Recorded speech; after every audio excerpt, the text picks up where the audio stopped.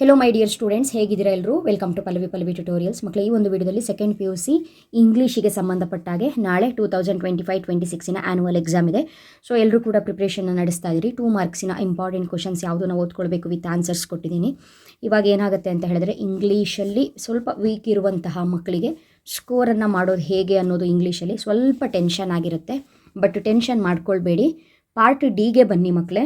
Part ಡಿಯಲ್ಲಿ 31 question ಇದೆಯಲ್ಲ, A ಮತ್ತು B ಅಂತ ಇದೆ. ಒಂದು 6 ಕ್ವಶನ್, ಓಕೆನಾ? ರೀರೈಟ್ ಆ್ಯಸ್ ಡಿರೆಕ್ಟೆಡಲ್ಲಿ ನಿಮಗೆ 4 ಕ್ವಶನ್ಸ್ ಇರುತ್ತೆ. ಅದರಲ್ಲಿ 4 ಕ್ವಶನ್ಸಲ್ಲಿ ನಿಮಗೆ ಪ್ರಿಪೋಸಿಷನ್ ಆಗಿರ್ಬೋದು, ರೀಅರೇಂಜ್ ಆಗಿರಬಹುದು, ಅಪ್ರಾಪ್ರಿಯೇಟ್ ವರ್ಬ್ನ ಹಾಕೋದಾಗಿರಬಹುದು, ಅಥವಾ use the appropriate form of the verb given in the brackets ಅಂತ ಆಗಿರ್ಬೋದು. ಇದಿಷ್ಟು ಕ್ವಶನ್ಸ್ ಇರುತ್ತೆ. ಇಲ್ಲಿ ನೀವು ಕರೆಕ್ಟಾಗಿ ಬರೆದ್ರು 4 ಮಾರ್ಕ್ಸ್ ಸಿಗುತ್ತೆ. ಬಟ್ 6 ಕ್ವಶನಲ್ಲಿ ನಿಮಗೆ ಲಿಂಕರ್ಸ್ ಕೂಡ ಇರುತ್ತೆ.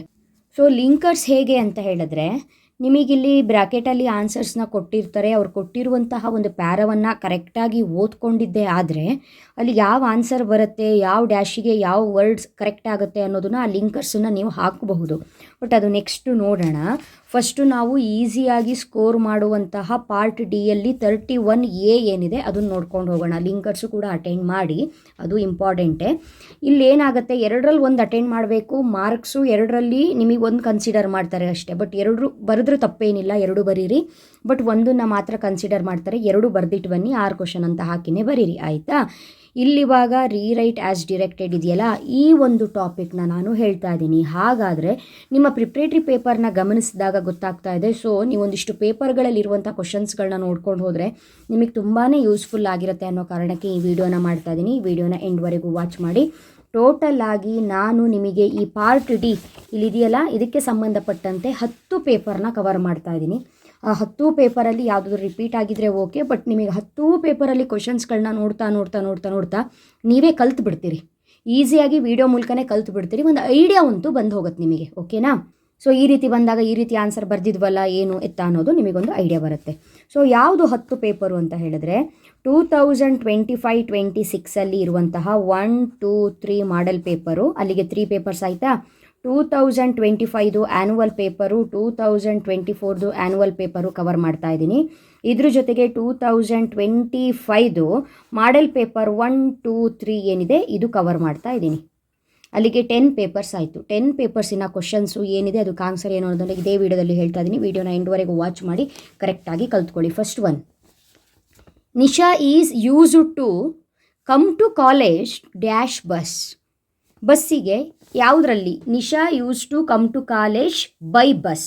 ನಿಶಾ ಕಾಲೇಜಿಗೆ ಬರೋದಕ್ಕೆ ಏನನ್ನು ಯೂಸ್ ಮಾಡ್ತಾಳೆ ಅಂತ ಹೇಳಿದ್ರೆ bus, by bus. Next rearrange ಕೇಳಿದ್ದಾರೆ. 1 of my friends dash in Mysuru. 1 ಅನ್ನೋದು ಸಿಂಗಲ್ಲು, ಸೊ ಲೀವ್ಸ್. ಕರೆಕ್ಟಾ? Leaves answer. Next he dash in the queue to reserve the tickets yesterday ಅಂತ ಕೊಟ್ಟಿದ್ದಾರೆ. ಸೊ ಸ್ಟ್ಯಾಂಡ್ ಇರೋದು ಏನಾಗುತ್ತೆ? ಸ್ಟುಡ್ ಆಗುತ್ತೆ. STOOD ಸ್ಟುಡ್ ಆಗುತ್ತೆ. Next rearrange ನೋಡ್ಕೊಳ್ಳಿ. ಇಲ್ಲಿ the cats first domesticated were by ancient Egyptians ಅಂತ ಇದೆ. ಇದಕ್ಕೆ answer the cats were. Cats S ಬಂದಿದೆ, ಎಸ್ ಬಂದರೆ ವರ್, ಇಲ್ಲ ಅಂತ ಹೇಳಿದ್ರು ವಾಸ್ ಬರುತ್ತೆ, ಹೌದಾ? ದ ಕ್ಯಾಟ್ಸ್ ವರ್, ಇದು ನೆನ್ಪಿಟ್ಕೊಳ್ಳಿ. ನಿಮಗದು 11th ಕ್ವಶನಿಗೂ ತುಂಬ ಈಸಿ. ಎಸ್ ಬಂದರೂ ವರ್ ಬರುತ್ತೆ, ಇಲ್ಲ ಅಂದರೂ ವಾಸ್ ಬರುತ್ತೆ. ಕರೆಕ್ಟ್ ಅಲ್ವಾ? Okay. The cats were first domesticated by ancient Egyptians ಅಂತ ಬರೀಬೇಕು, ಓಕೆನಾ? ಸೊ ಇದು ನಿಮಗೆ ಪ್ರಿಪ್ರೇಟ್ರಿ ಎಕ್ಸಾಮ್ 2ಅಲ್ಲಿ ಕೇಳಿರುವಂತಹ ಕ್ವಶನ್ಸು. ಸೇಮ್ ಕ್ವಶನ್ಸು, ಸ್ವಲ್ಪ ಚೇಂಜ್ ಮಾಡಿದ್ದಾರೆ ಅಷ್ಟೇ. ಸೇಮ್ ಕ್ವಶನ್ಸು ಇಲ್ಲಿ ನೋಡಿ. ಮಾಡಲ್ ಕ್ವಶನ್ ಪೇಪರ್ 3, ಹೌದಾ? ಮಾಡಲ್ ಕ್ವಶನ್ ಪೇಪರ್ 3ಯಲ್ಲಿ ಯಾವ ಕ್ವಶನ್ ಇದೆ? Nisha is used to come to college dash bus by bus. ಇದು ನಿಮಗೆ ಗೊತ್ತಾಗೋಯ್ತು ಇವಾಗ. ಈ ರೀತಿ ಬಂತು ಅಂದರೆ by bus preposition. Next 1 of my friends dash living in Mysuru ಅಂತ ಕೊಟ್ಟಿದ್ದಾರೆ. ಕರೆಕ್ಟಾ? 1 ಆಫ್ ಮೈ ಫ್ರೆಂಡ್ಸ್ ಅಲ್ಲಿ ಏನಾಗಿತ್ತು ಅಂತ ಹೇಳಿದ್ರೆ, ಇದೇ ಪೇಪರು ಹಿಂದಿನ ಪೇಪರಲ್ಲಿ ನಿಮಗೆ 1 ಆಫ್ ಮೈ ಫ್ರೆಂಡ್ಸು ಲೀವು ಮತ್ತು ಲೀವ್ಸು ಕೊಟ್ಟಿದ್ರು. ಕರೆಕ್ಟಾ? ಲೀವ್ಸ್ ಕೊಟ್ಟಿದ್ರು, ಲೀವ್ಸ್ ಹಾಕಿದ್ರಿ. ಇಲ್ಲೇನು ಕೊಟ್ಟಿದ್ದಾರೆ? ಈಸು 6 ಕೊಟ್ಟಿದ್ದಾರೆ, ಈಸ್. ಲೀವ್ಸ್ ಈಸ್, ಇಲ್ಲಿ ಈಸ್ ಹಾಕಿದ್ದೀನಿ ನೋಡಿ. ಕರೆಕ್ಟಾ? Next Priya dash to office by car every day. Priya go ಇರೋದೇನಾಗುತ್ತೆ, ಗೋಸ್ ಆಗುತ್ತೆ. Priya goes to office by car every day. Next rearrange, ಕರೆಕ್ಟಾಗಿ ನೋಡ್ಕೊಳ್ಳಿ. ನೀವೆಲ್ಲ ಪೇಪರಲ್ಲಿ ಏನು ನೋಡ್ಕೊಂಡು ಹೋಗಿರ್ತೀರಿ ಅದು ತುಂಬಾ ಹೆಲ್ಪ್ ಆಗುತ್ತೆ ನಾಳೆ. Every its own language country has ಅಂತ ಇದೆ. ಸೊ ಇದನ್ನು ರೀಅರೇಂಜ್ ಮಾಡಿ ಸೆಂಟೆನ್ಸ್ ಮಾಡಬೇಕು, ಮೀನಿಂಗ್ಫುಲ್ ಸೆಂಟೆನ್ಸ್ ಮಾಡಬೇಕು. Every country has its own language. ಪ್ರತಿಯೊಂದು ಕಂಟ್ರಿಯು ತನ್ನದೇ ಆದ ಭಾಷೆಯನ್ನು ಹೊಂದಿರುತ್ತದೆ. ಓಕೆನಾ? ನೆಕ್ಸ್ಟು ಹಾಗಾದರೆ 2 ಪೇಪರ್ ಆಯ್ತಲ್ಲ. ನೆಕ್ಸ್ಟ್ ಪೇಪರಲ್ಲಿ ಏನಿದೆ ನೋಡೋಣ. ನೆಕ್ಸ್ಟು ನಾ ಇಲ್ಲಿಂದನೇ ಸ್ಟಾರ್ಟ್ ಮಾಡ್ತೀನಿ. ಇದು ನೋಡಿರೋದ್ರಿಂದ ನಿಮಗೆ ನೆನಪಿರುತ್ತೆ. One of my close relatives dash in Sydney now ಅಂತ ಇದೆ. ಲಿವ್ಸ್. ಒನ್ ಅಂತ ಬಂದಾಗ ಲಿವ್ಸ್. One lives. ನಾವೀಗ 3 ಪೇಪರಲ್ಲಿ ನೋಡ್ಕೊ ಬಂದ್ವಿ. 1 ಬಂದಾಗ ಸಿಂಗ್ಯುಲರ್, ನಾವು ಲಿವ್ಸೇ ತೊಗೊಂಡಿದ್ದೀವಿ. ಕರೆಕ್ಟಾ? ನೆಕ್ಸ್ಟು ಅದೇ ರೀತಿ each man and each women dash given an opportunity to speak ಅಂತ ಹೇಳಿದ್ರೆ ಈಚ್ ಮ್ಯಾನ್ ಅಲ್ಲಿಗೆ ಸಿಂಗಲ್ಲು, ಈಚ್ ವುಮೆನ್ನು ಅಂದರೆ ಸಿಂಗಲ್ಲು, ಒಬ್ಬ ಅಂತ ಆಯಿತು. ನಾವು ಒಬ್ಬ ಇದ್ದರೆ ವಾಸೇ ತೊಗೊಳ್ಳೋದು. ನಾವು 11th ಕ್ವಶನ್ ಕೂಡ ಹಾಗೆ ಮಾಡ್ತೀವಿ. ಎಸ್ ಇತ್ತು, ಪ್ಲೂರಲ್ ಇತ್ತು ಅಂತ ಹೇಳಿದ್ರೆ ವರ್ ತೊಗೊಳ್ತೀವಿ.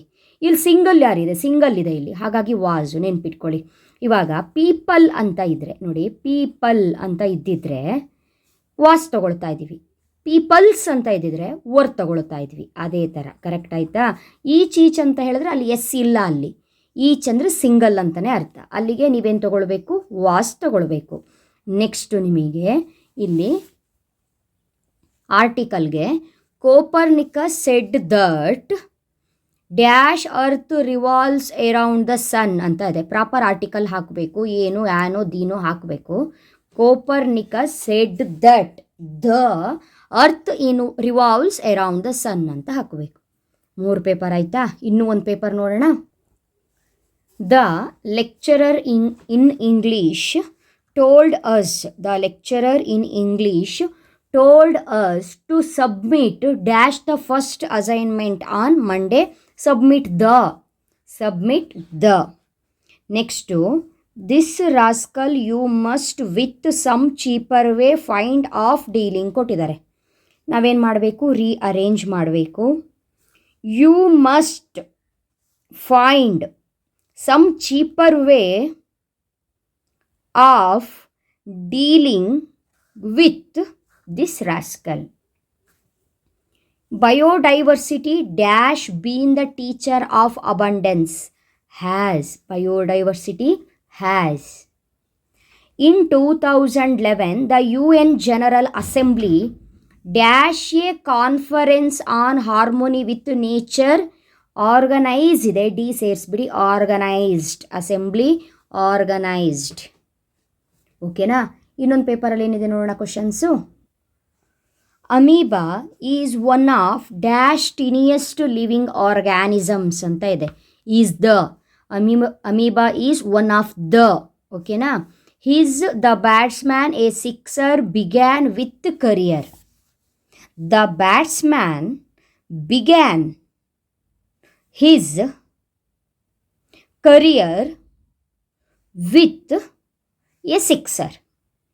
Next children dash good at playing games. Children are good at playing games.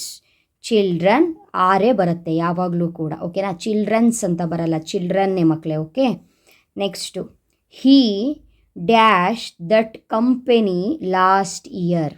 ನಾವಲ್ಲಿ ಸ್ಟ್ಯಾಂಡ್ ಇತ್ತು, ಎಸ್ಟರ್ಡೇ ಆಗಿದ್ದಕ್ಕೆ ಸ್ಟುಡ್ ಮಾಡಿದ್ವಿ. ನೆನಪಿದೆಯಾ? ಸ್ಟ್ಯಾಂಡ್ ಇದ್ದಿದ್ದು ಎಸ್ಟರ್ಡೇ ಅಂತ ಕೇಳಿದ್ದಕ್ಕೆ ಸ್ಟುಡ್ ಮಾಡಿದ್ವಿ. ಇಲ್ಲಿ ಲೀವ್ ಇರೋದು ಲಾಸ್ಟ್ ಇಯರ್ ಅಂದರೂ ಅದು ಮುಗಿದೋಗ್ಬಿಟ್ಟಿದೆ ಅಲ್ಲ, ಲೀವ್ ಅನ್ನೋದು ಮುಗಿದೋಗ್ಬಿಟ್ಟಿದೆ. ಲೆಫ್ಟ್. ಲೀವ್ ಇರೋದೇನಾಯಿತು, ಲೆಫ್ಟ್. ಇನ್ನೊಂದು ಪೇಪರ್ ನೋಡೋಣ, ಇನ್ನಷ್ಟು ಐಡಿಯಾ ಬರುತ್ತೆ. In an interview dash the dash candidate was asked about his native place. In an interview the candidate. Next rearrange place democracy an important in role the media ಇದೆ. So the media plays an important role in democracy. ಓಕೆನಾ. Next the number of dropouts dash quite large. ಇದಕ್ಕೆ answer ನಂಬರ್ನ consider ಮಾಡಿ was ಅಂತ ಬರಿಬೇಕು. Next one day a wolf ಬ್ರ್ಯಾಕೆಟಲ್ಲಿ B ಮತ್ತು drink ಕೊಟ್ಟಿದ್ದಾರೆ. ಬಿ ಕೊಟ್ಟಾಗ ವಾಸ್ ಬರುತ್ತೆ, ಬಿ ಫಾರ್ಮ್ ಕೊಟ್ಟಾಗ ವಾಸ್ ಬರುತ್ತೆ. ಸೊ ವಾಸ್ ಬಂದಾಗ ING ಸೇರಿಸ್ತೀವಿ ನಾವು, ಇದು ಬಿ ಫಾರ್ಮ್ಗೆ. Was drinking 11th question almost ಹೀಗೆ ಮಾಡ್ತೀವಲ್ವ ನಾವು. Was drinking water from a stream to quench its thirst.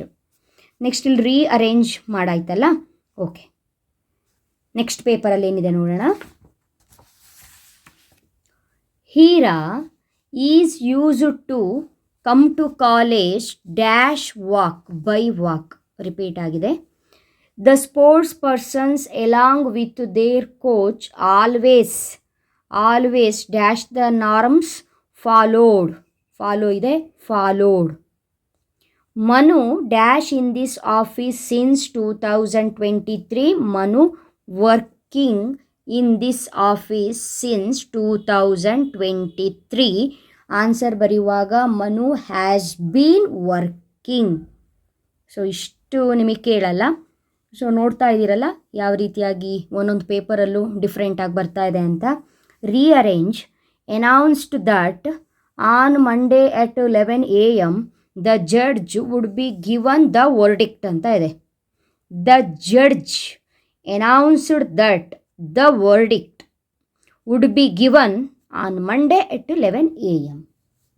Next ಇನ್ನೊಂದು ಪೇಪರಲ್ಲಿ ಏನಿದೆ ನೋಡೋಣ. Rani saw an old women on her way to school dash old women was singing and dancing under a tree. The Indian sports persons dash won some medals in Paris Olympics have. Robert dash many messages to his friend yesterday sent. Next to rules rearrange. Rules certain and regulations follow must we must follow certain rules and regulations. Okay, so ಇಷ್ಟು ಕ್ವಶನ್ಸ್ಗಳನ್ನ ನೋಡ್ಕೊಂಡಿರೋದು I think help ಆಗಬಹುದು ಅಂತ ಭಾವಿಸಿದ್ದೀನಿ. ಎಲ್ಲ paper at a time ನೋಡಿಕೊಂಡ್ರೆ ಏನೇನು ಚೇಂಜಸ್ಗಳು ಬಂದಿದೆ ಅನ್ನೋದು ಗೊತ್ತಾಗುತ್ತೆ. So ಈ ರೀತಿಯಾಗಿ ಓದ್ಕೊಳ್ಳೋದು ತುಂಬಾ ಇಂಪಾರ್ಟೆಂಟು. ಅದು ಕೂಡ ಗ್ರಾಮರ್ ಸೆಕ್ಷನಲ್ಲಿ ಬಂದಾಗ ಇದು ಇಂಪಾರ್ಟೆಂಟ್ ಆಗಿರುತ್ತೆ. ನೆಕ್ಸ್ಟು ಇನ್ನೊಂದು one of the important concept ಒಂದಿಗೆ ಮತ್ತೆ ಸಿಗ್ತೀನಿ. ಚೆನ್ನಾಗಿ ಪ್ರಿಪೇರ್ ಆಗಿ ಚೆನ್ನಾಗಿ ವರ್ಕ್ ಮಾಡಿ, ಏನೂ ಆಗಲ್ಲ, ಈಸಿ ಇರುತ್ತೆ ಎಕ್ಸಾಮು, ಟೆನ್ಷನ್ ಮಾಡ್ಕೋಬೇಡಿ. ಬಟ್ ಕಲಿಯುವಾಗ ಎಲ್ಲ ಪೇಪರ್ಸ್ ಕಡೆ ಗಮನ ಕೊಡಿ. ಓಕೆನಾ. ನೆಕ್ಸ್ಟ್ ವಿಡಿಯೋದಲ್ಲಿ ಮತ್ತೆ ಸಿಗ್ತೀನಿ. Thank you.